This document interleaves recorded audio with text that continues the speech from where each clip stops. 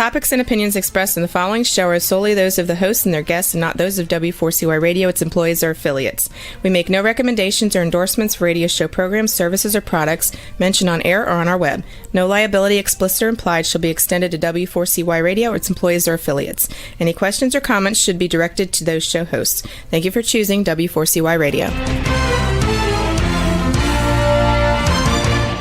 Welcome to the Ask the Expert show on W4CY Radio and Talk4 TV, where we bring you educational information from top local experts in the fields of legal, health, financial, and home improvement. Now sit back and listen to experts in family law, association law, hearing loss, business brokers, home care, along with many other topics. Now here are your hosts, Steve-O and Sophia.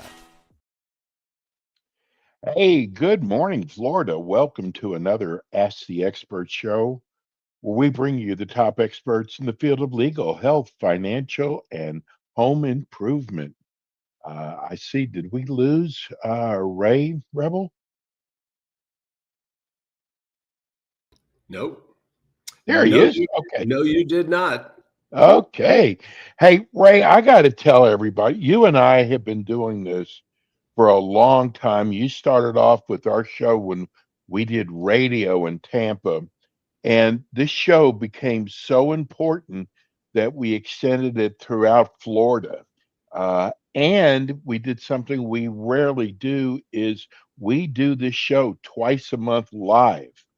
And I just got to tell you, I just found out this morning that Ray and I will be doing this show for at least another year. And we are just, Ray, I just got to tell you, we are so blessed to have your firm and all the valuable information you give to everybody every month. And I just want to thank you so much online. Well, Stephen, thank you. It's been a good partnership over the 3.5 or 4 years that we've been together, and excited that we'll take it to a 5th year. But as I mentioned to you in the email this morning, it's time for the old guy to start to slow down a little bit. Oh. But I just enjoy it. I enjoy the show so much. We're going to do it for at least one more year, and then we'll see what happens after that. We'll see. Okay. Like I said, I'm just glad we've got you. Ray, you know, what I've noticed, and I just told you, we got a lot of questions for today's show. It looks like that people are still very concerned about the new bill, if it's going to be passed or not. But I wanted to ask you something on a personal note, because the way I read the bill is we're not cutting expenses until 2029. Do I have that wrong? So you have part of it right and part of it not. There are cuts that are going to occur. Many of them start next year, 2026, but they are spread out over the length of the bill and phased in over time. And you know, the bill, Congress says, is that they're doing things permanently. I laugh every time that happens, because as soon as we get a new Congress and a different president, who knows what they'll decide to do, and they're permanent until they're not. And that's everybody's got to understand that piece of how legislation works in Washington, D.C. Are they going to get this big, beautiful bill, as they call it? Is it going to get passed, Ray?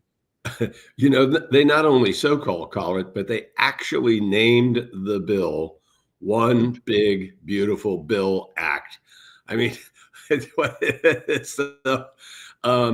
well, first of all, last week, they had a little setback in that 4 members of the House Ways and Means Committee voted against moving the bill forward. There must have been some arm twisting and some wrangling that went on over the weekend, because yesterday or late Saturday night, the bill moved out of the Ways and Means Committee, and the same 4 people didn't vote for it, but they said present, which is essentially saying yes without saying yes. Right. So that they can remain true to their personal convictions. So now it'll go to the Rules Committee. They will deal with it. I don't think they'll have the same kind of trouble there that they did in the Ways and Means. Mike Johnson, Speaker of the House, may be able to still get this bill out before the Memorial Day weekend. Although it looks like it's starting to move, there are actually 11 committees that the bill has to go through because it's one big, beautiful bill. And so there are many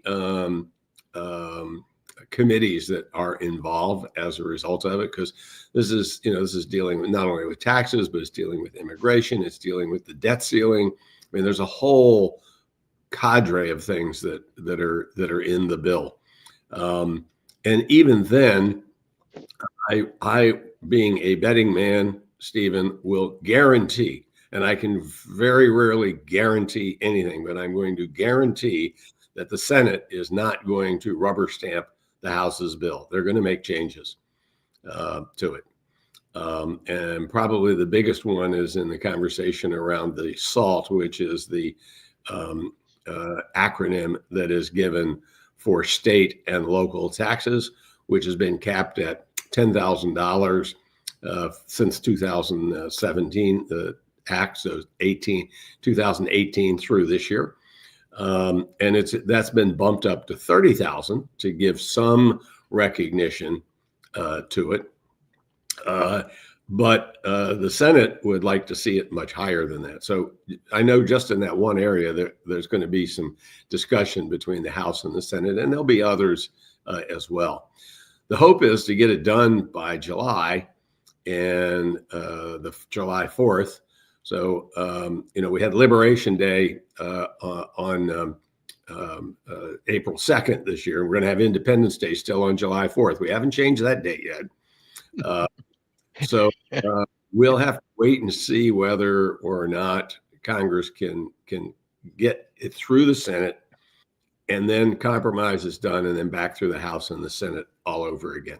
The biggest issue is in the House, where the majority is very slim, and the hawks that are there about wanting more cuts.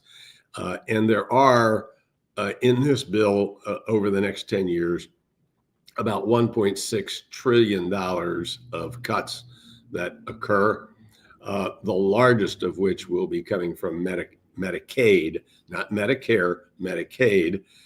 And that's going to probably approach $850 billion, which is huge for our healthcare system to absorb. The interesting thing people don't realize. Go ahead, Ray. That 70% of all the children born in Florida are paid for by Medicaid, not personal insurance. And so just in the area of birthing children, the loss of revenue that is going to occur is going to put even more pressure on the bottom line of hospitals in our health system. One other thing, Ray, because we have an older demographics that watch your show.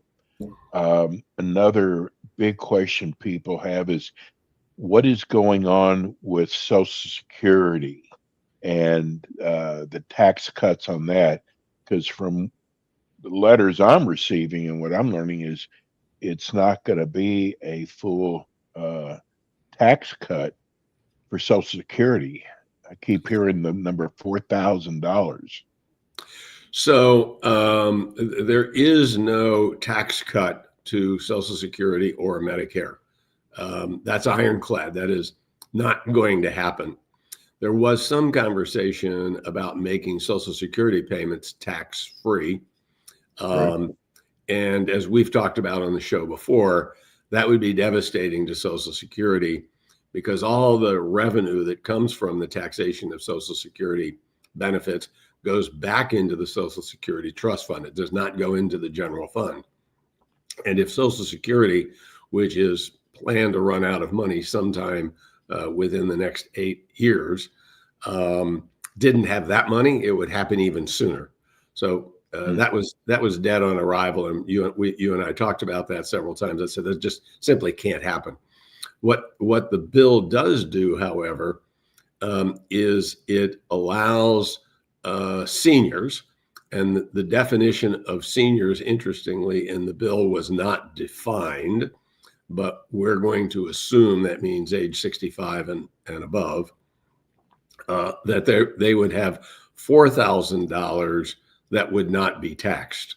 So it's like they're going to get a little extra itemized deduction for that. I believe it's only available for the next 3 or 4 years, and then that goes away.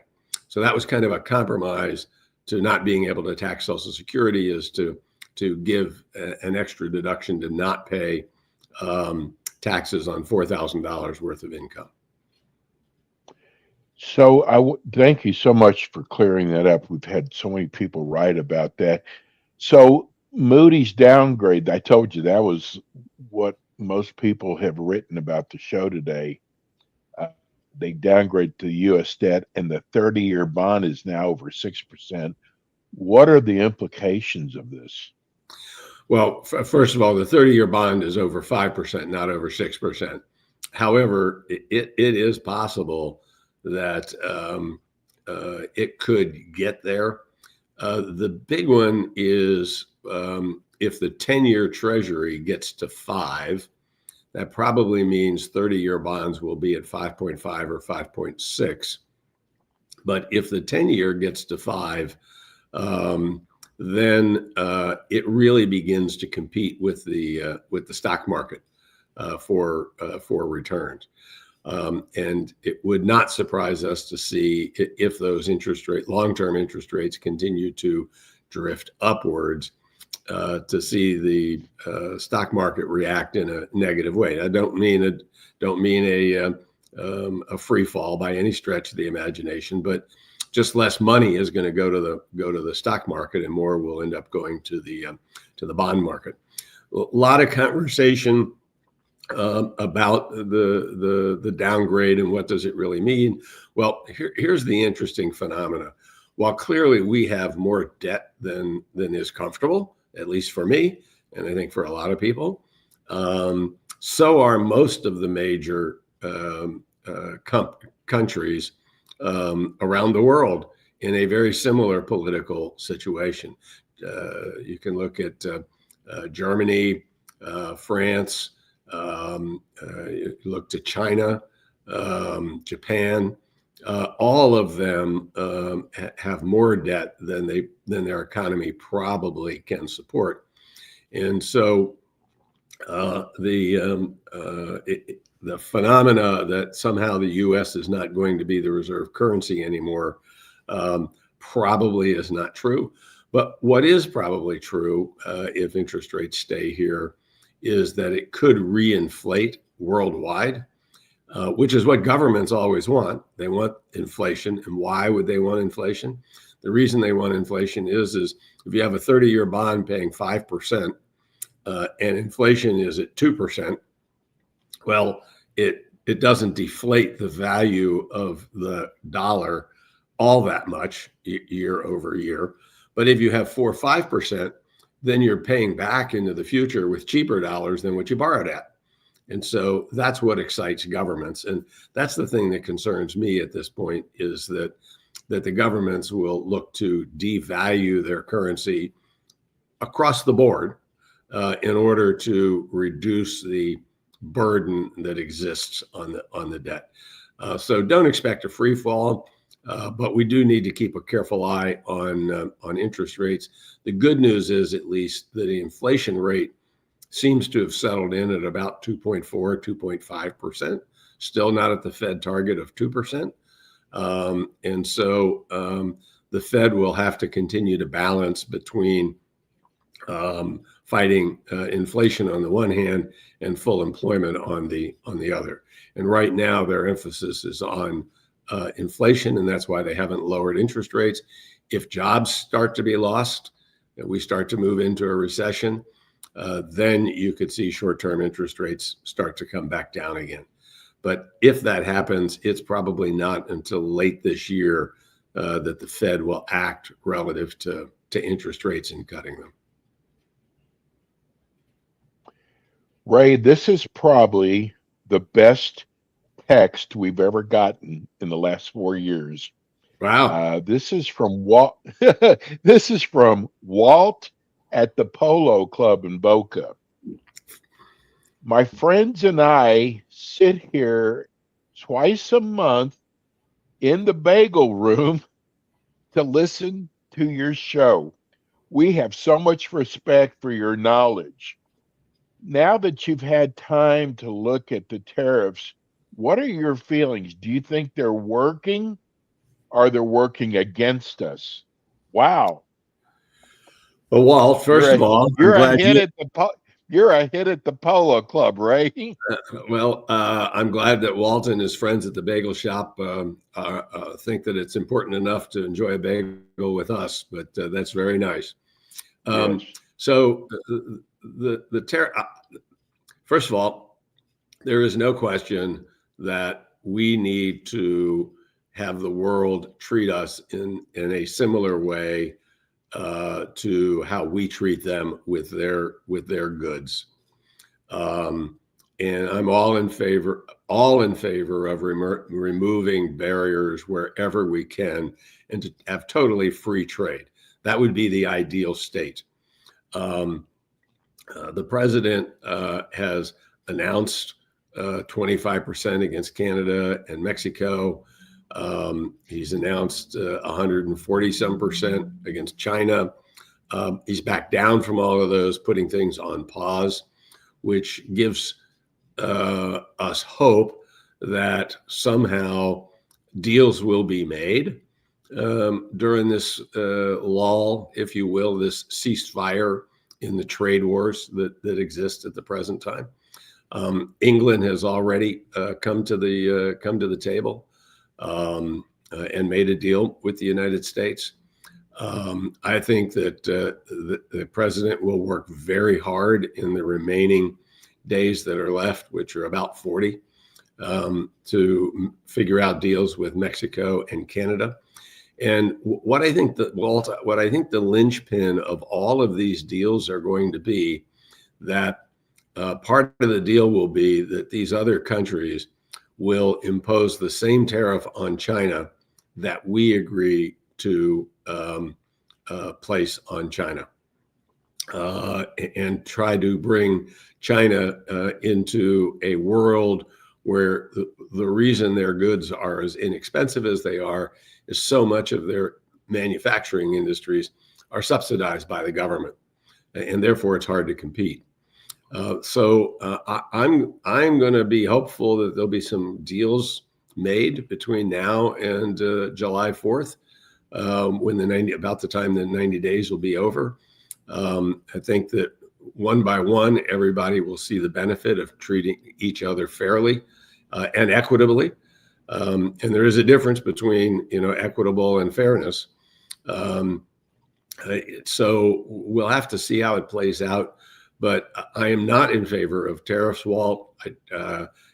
Using them as a weapon right now may benefit us in the end, but tariffs on a long-term basis are a negative for any economy.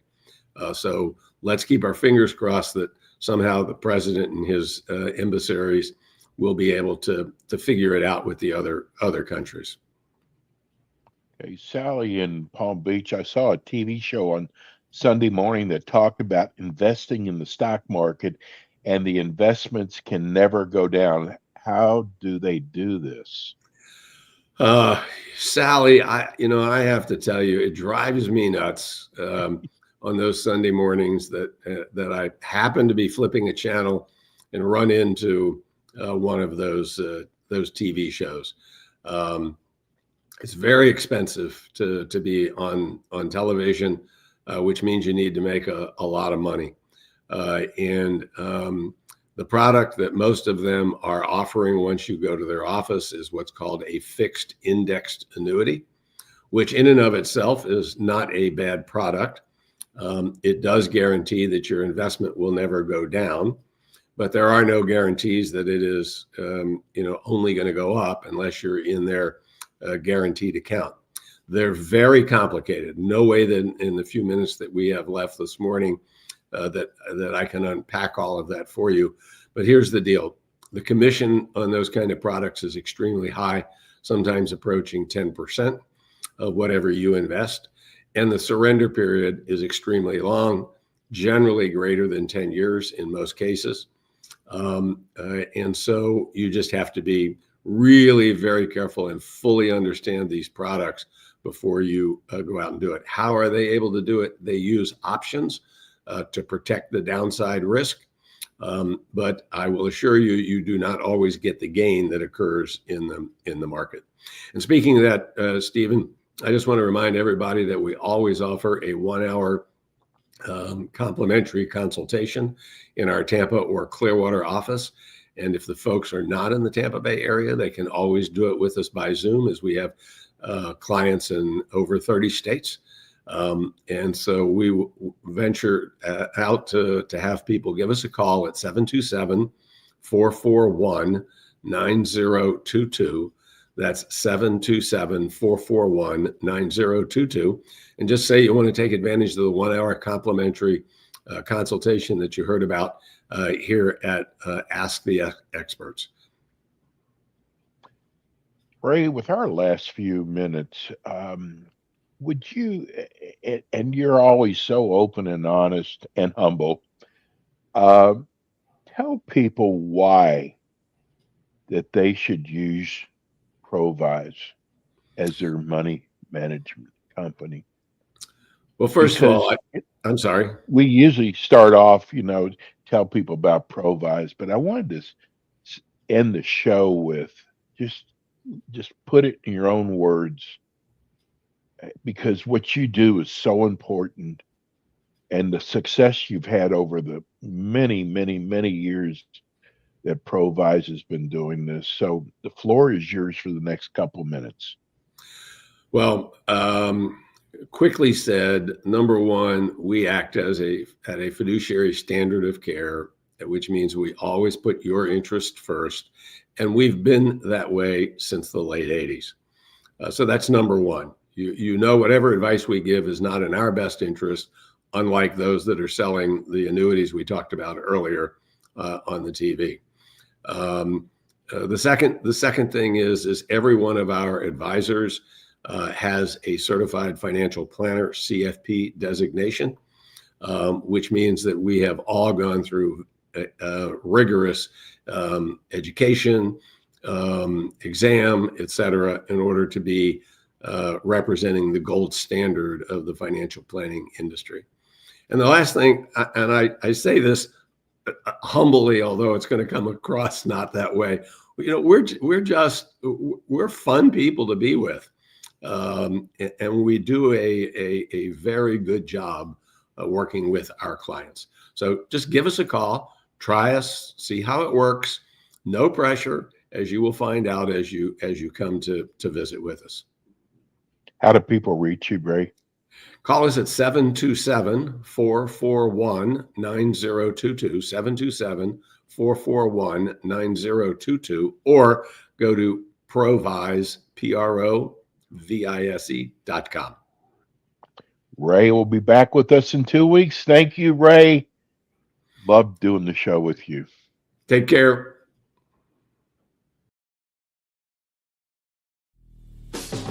Thanks for tuning in today to the Ask the Expert show on W4CY Radio and Talk4 TV. Tune in next week and every week to hear more from our experts on personal injury, insurance, air condition repairs, estate planning, Medicare, and many other topics in the areas of legal, health, financial, and home improvement. See you next week.